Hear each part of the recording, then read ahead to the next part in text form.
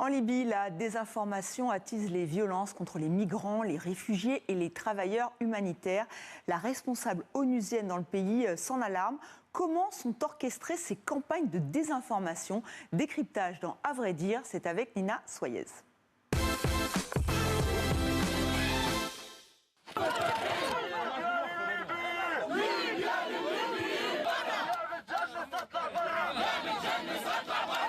Début juin, des centaines de Libyens ont manifesté devant le siège du Haut-Commissariat aux réfugiés de l'ONU à Tripoli, la capitale.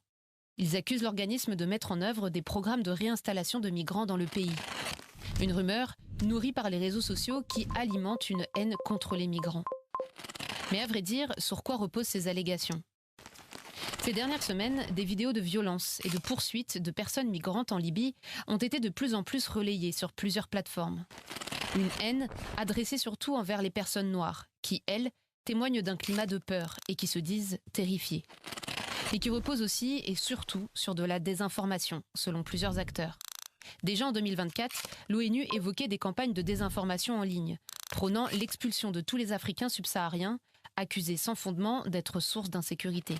Dans le quotidien français Le Monde, Ahmed Hamza, président de l'ONG libyenne la Commission nationale des droits de l'homme, trouve l'origine de la vague répressive actuelle dans une campagne de désinformation, de fake news et de rumeurs diffusées sur les réseaux sociaux qui a contribué à mobiliser et à radicaliser la rue libyenne.